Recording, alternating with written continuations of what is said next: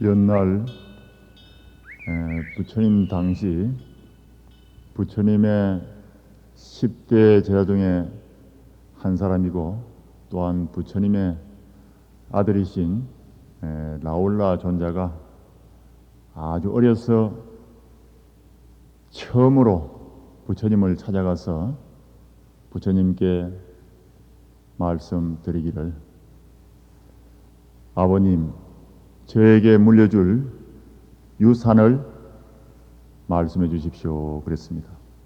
물론 이제 그 부처님의 태자비로 있던 야수다라 공주가 아들을 시켜서 그 당시에도 이제 그 등기를 확실히 받아야 된다 이래 생각했던가 어쨌든 간에 부처님께 가서 너희 아버지이시니까 가서 아버님, 저에게 물려줄 유산을 말씀해 주십시오 하고 그렇게 말씀을 드리라고 시켰습니다.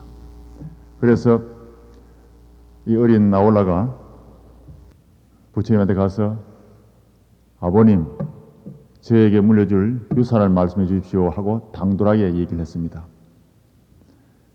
그러니까 부처님께서 보니까 자기 아들이 커가지고 와서 얘기를 한단 말이에요.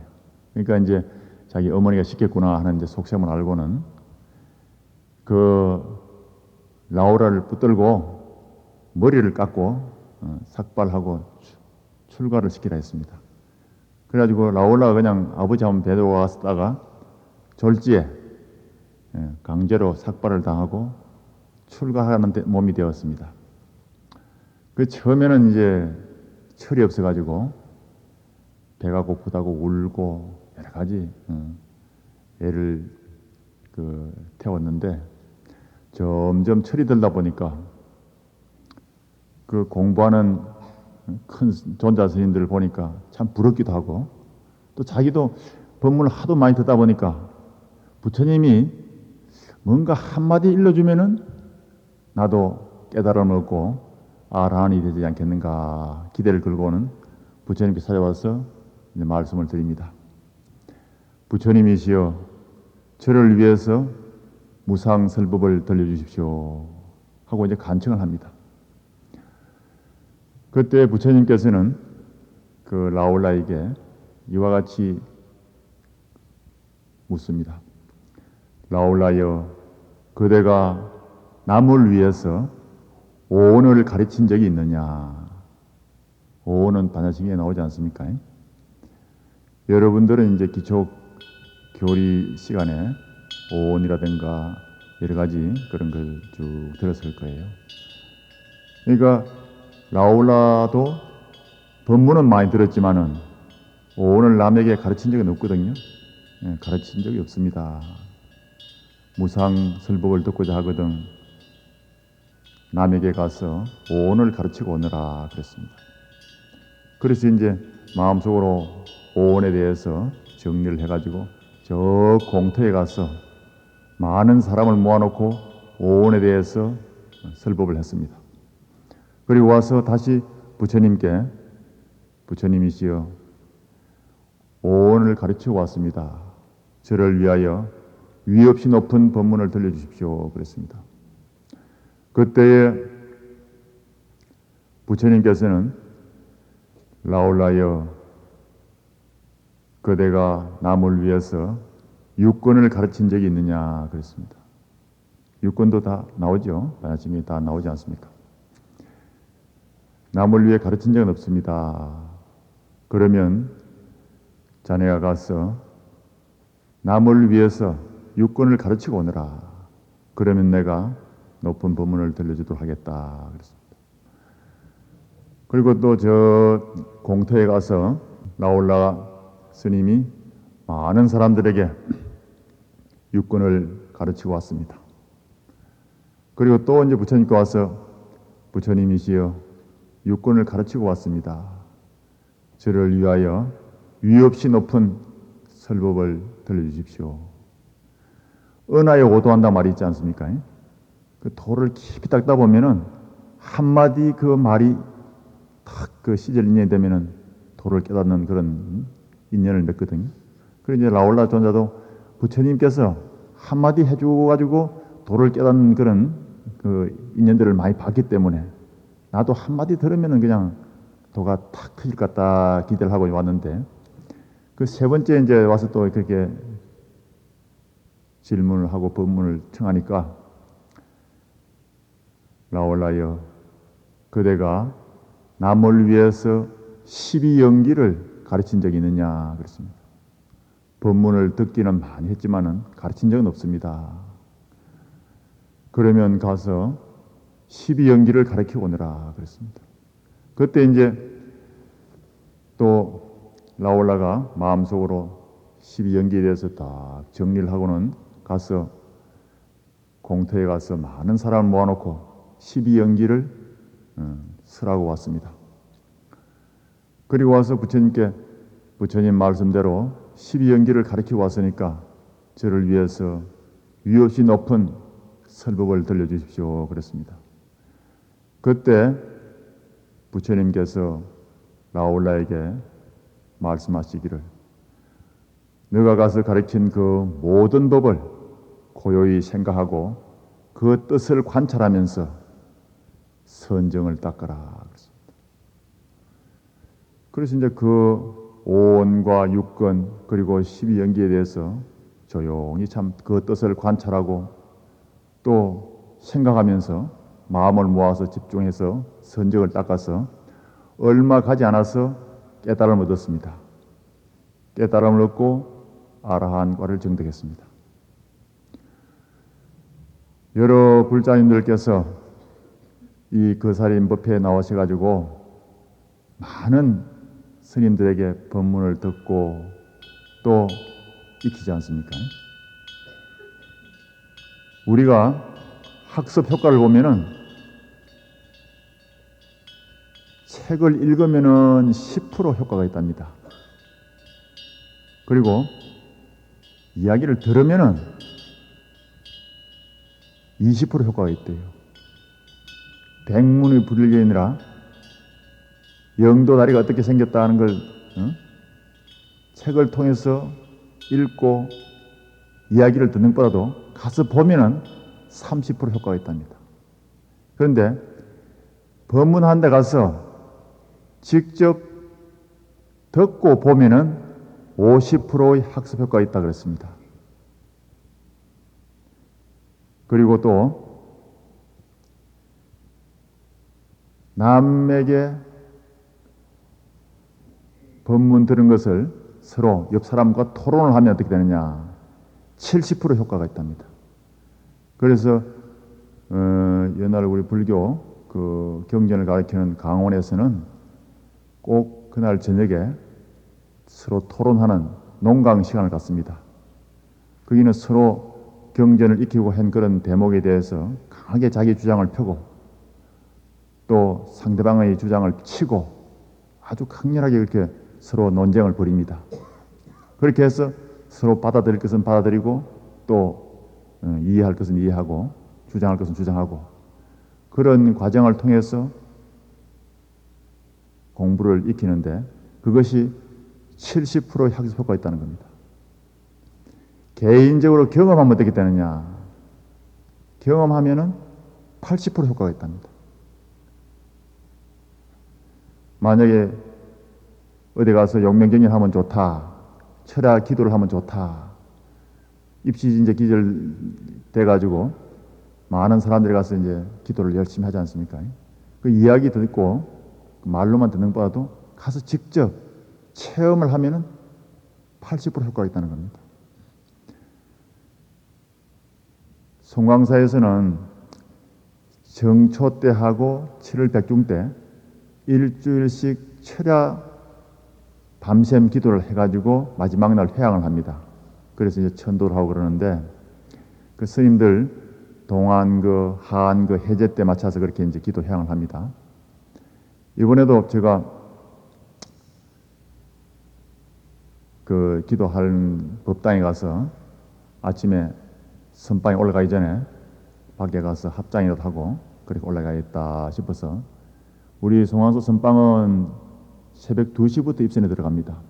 그래서 1시 반에 일어나서 차를 한 잔 데려 먹고 각 법당마다 가서 이제 삼배를 올리고 그렇게 이제 선방에 올라가는데 그 지장 기도를 열심히 하고 있는 그 법당에 가서도 이제 참배하고 가려고 보니까 여름에 더우니까 문을 활짝 열어놓고 스님이 기도를 하고 있는데 저녁에 기도하는 스님은 이제 저녁에 다른 스님들 그 지침에 방해되지 않기 위해서 아주 조용히 합니다. 목소리를 낮춰가지고 지장보살 지장보살 지장보살 이렇게 조용히 기도를 하는데 그 기도하는 스님 옆에 방석 위에 둥그런 회색 연등이 3개가 놓여 있어요. 그리고 이쪽 마당에서 보면서 그걸로 걸어가니까 왜 저리 등을 저렇게 내려놓고 기도를 하는가, 밤중에 기도하니까 저 스님이 무서워서 그러는가 하고 가봤어요. 가서 합장을 하고 가까이 가서 보니까 그 등이 무슨 등이겠어요? 히프등이에요. 히프등. 이제 멀리서 기도 동참하기 이제 같이 기도하겠다는 그런 뜻을 세우고 온 불자님들이 간혹 있습니다. 밤새워 이제 지장보살 같이 따라하다가 지장보살 지장보살 하다가 이 말을 땅에 턱 대놓고 졸아버린 거예요. 그래서 저쪽 마당 밖에서 보면은 둥그런 등만 보이는데 엉덩이들만 보이는 거예요. 그래 밖에 가서 이제 합장을 하고 있으니까 지난 해제 무렵에 비가 참 많이 왔거든요. 그 비가 많이 와니까 이제 우산 그 맞는 빗소리가 들리니까 그 중에 잠이 덜 들은 불자님이 계셨단 말이야. 얼른 고개를 뒤로 돌아보더니 스님이 합장하고 뒤에 떡 서 있으니까 좀 미안했는지 옆에 사람 엉덩이를 찔러가지고 깨우더라고. 그러니까 졸던 사람들이 얼른 정신을 차려서 돌아보니까 아이고 창피하게 이 말을 땅에 대놓고 조는 것이 그냥 들켰단 말이에요. 그래 얼른 또 정신을 차려서 또 지장보살 하더라고요. 그런데 이렇게 졸면서 동참을 해도 안 한 것보다는 낫다는 거예요. 개인적으로 경험하면은 80%의 학습 효과가 있는 것 같아요. 여러분들이 이제 참선한다 해가지고 선방에 가서 공부하다 보면은 막 졸잖아요. 또 어떤 데 보면은 망상이 하도 많아가지고 이 참선을 하는 건지 망상할 필요 온 건지 스스로 생각해도 한심할 때가 있고 그렇거든요. 처음엔 다 그렇잖아요. 그래도 안 한 것보다는 낫다는 거예요. 기도하면서도 참선하면서도 온갖 얘기 다 하잖아요. 과거, 현재, 미래 개돈 탈 날짜를 다 꼽아보고 말이지.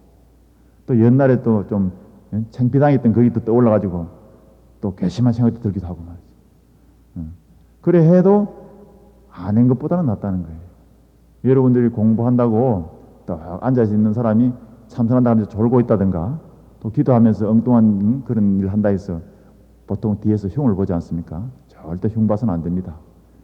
열심히 한 것만큼 그만큼 80%의 효과를 그 사람은 얻고 있는 겁니다. 그 사람 법회에서 들어 어디 참배도 가고 하지 않습니까? 갔다 온 것만큼 안 간 사람보다는 80%의 경험을 통해서 얻는 게 있는 거예요. 그리고 이제 남을 위해서 가르치면 어떻게 되느냐? 90% 효과가 있다 그랬습니다. 남을 위해서 가르치려고 하면은 본인이 완전히 정리정돈돼 가지고 난 뒤에 가르칠 수 있는 거예요.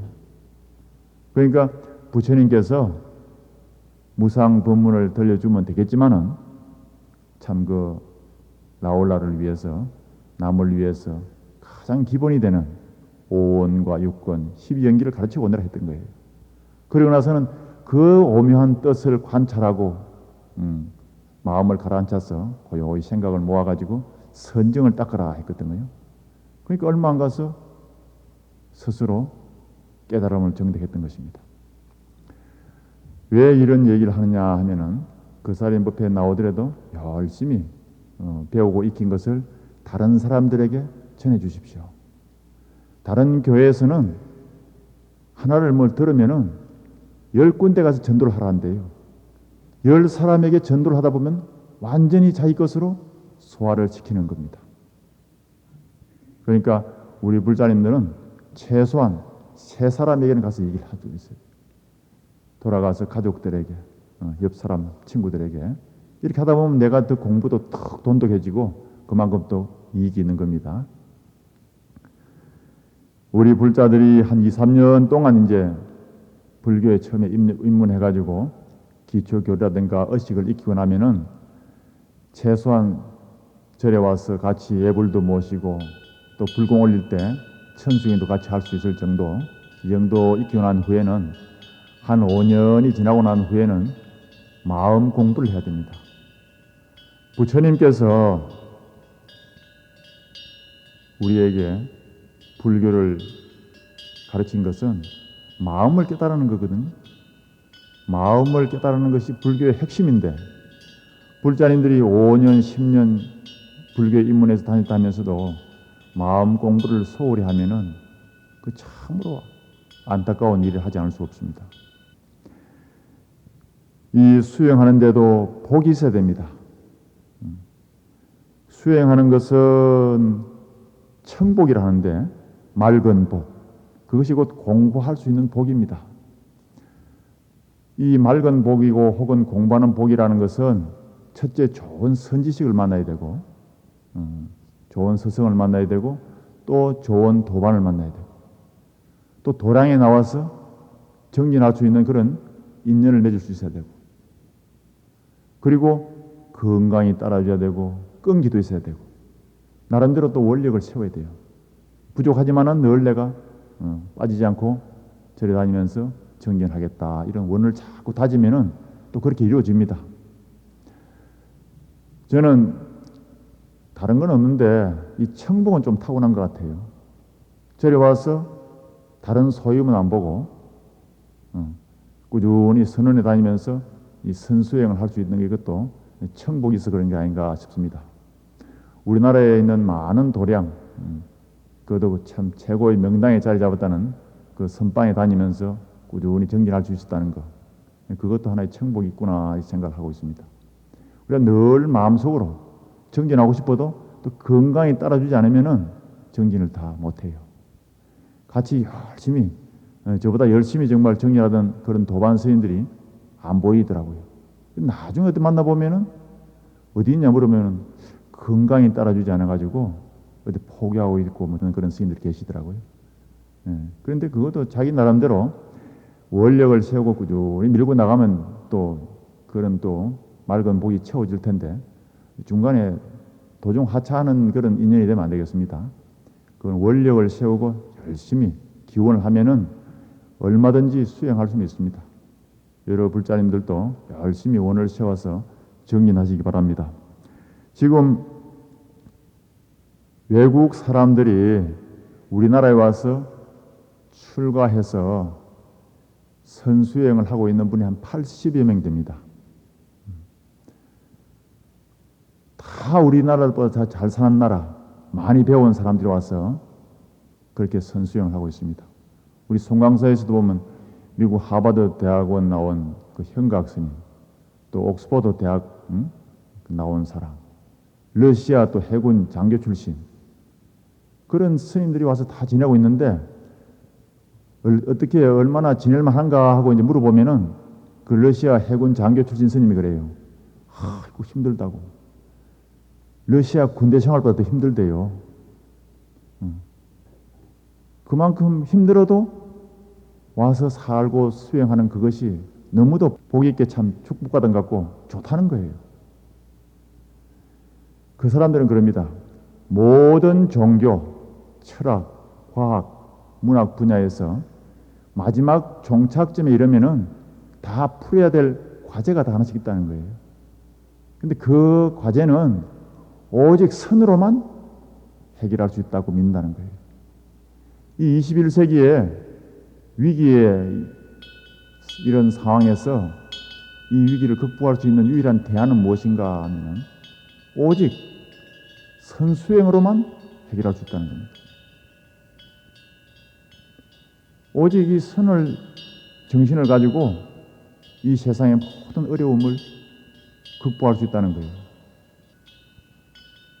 그만큼 이 선이 세계 모든 그 사람들에게 참 오직 구원의 길이다.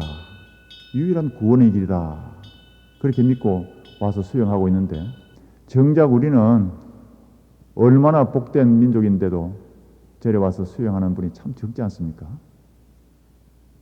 그런데 부산에는 또 보면 참 그래도 불심이 참 장하다 싶은 생각이 듭니다. 제가 몇 년 전에 부산 범어사야 선방에서 수영할 때 보니까 아침마다 사람들이 꼭 학교 등교하듯이 올라옵니다. 올라와서는 사시맞이 올리는데 동참하고 참배하고 정진하러 가더라고요.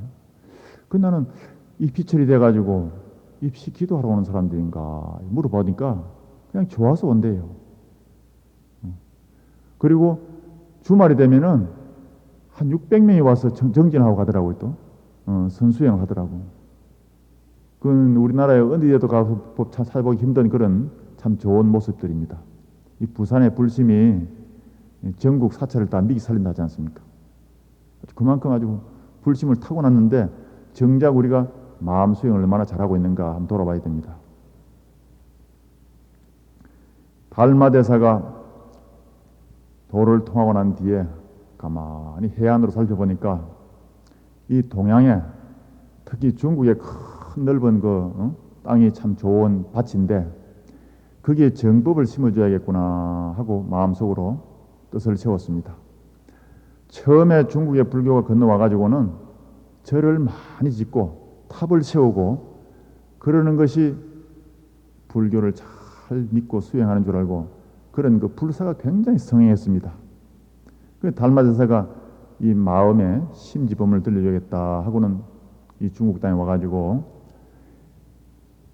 관심일법이 총섭재행이라 마음을 하나 닦아 나가는 것이 모든 보살도를 다 두루두루 행하는 것과 같다고 말씀하시고 오직 마음을 닦아야 된다고 강조하셨습니다. 그리고 제자를 한 사람 더 키워놓고 가셨어요. 그 제자가 이제 1대, 2대, 3대, 4대 쭉 내려오면서 제6대 6조 해능 스님한테 와서 이묵고라는 화두가 생겨났습니다. 화두라는 것은 스승이 제자에게 깨달음으로 인도하기 위해서 부여하는 하나의 과제로서 오직 알 수 없는 어심덩어리를 말합니다. 중국이라는 나라와 인도라는 나라는 문화의 발상지입니다. 문화의 발상지에는 다른 나라 문화를 수입하면은 그것을 자기 것에 맞도록 쉽게 핵심을 살려가지고 아주 요긴하도록 그렇게 재창출할 수 있는 힘이 있습니다. 그래서 처음에는 중국 땅에 불교가 전해져 가지고 절을 많이 짓고 탑을 짓고 이렇게 불사를 했는데 나중에 보니까 불교는 마음을 깨닫는 것이다. 이렇게 심지 부분을 딱 듣고 보니까 마음을 깨달으려고 하면 집중해야 되겠구나. 집중해서 우리의 현재의식에서 잠재의식을 투과해 들어가가지고 무의식이 도달해서 본래 청정한 우리의 자성을 보면 되는 것이다. 그렇게 하려고 하면은 오직 알 수 없는 의심을 참고해 들어가는 것이 가장 지름길이다. 이렇게 간거를 하고는 화두를 창안해냈습니다. 이 화두야말로 깨달음에 가는 확실한 한 장의 티켓과 같은 것입니다. 이제 사람들이 요즘 보면 그래요. 원래 부처님 가르침 속에 이 중국 선종 불교하고 좀 차이가 나는 것이 화두가 없었지 않습니까? 이렇게 하고는 저 남쪽에 비파사나 불교를 이렇게 닦는 사람들 들어 있습니다. 그런데 그건 크게 잘못 알고 있는 거예요.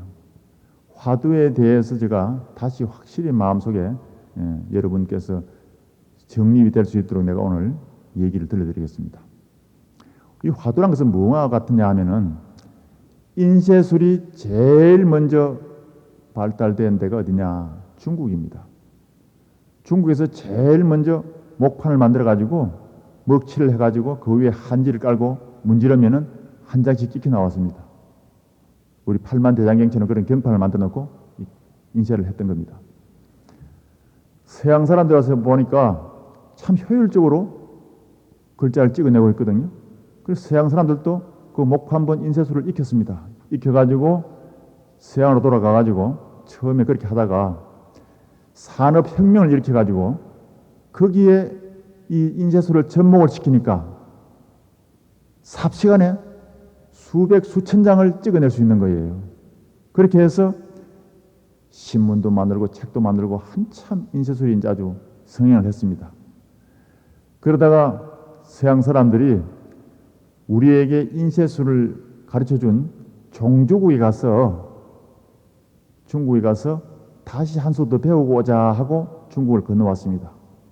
중국에 오니까 중국에서는 아직도 목판본에다가 먹칠을 해가지고 한 장씩 찍어내고 있는 거예요. 그래서 서양 사람들 와서 충격을 받았다 그래요. 옛날부터 제자가 스승을 능가해야만 학문이라든가 집안이 잘 된다 하거든요. 부처님이 마음을 깨달으라고 전해주신 것을 중국에 와가지고 중국 도인들이 볼 때는 핵심적으로 여러 가지 경전을 공부하지 않더라도 오직 일구월심 뚫고 들어가서 깨닫는 것이 요점이라 하면은 이 화두를 전해주면 되겠다. 그래가지고 오직 알 수 없는 의심을 하나씩 제자들에게 던져줬던 것입니다. 그것이 공안이라 해가지고 1700가지 공안이 있습니다. 공안이라는 것은 공식적으로 인정받은 화두거든요. 그만큼 수많은 도인이 화두를 통해서 배출됐다는 것입니다.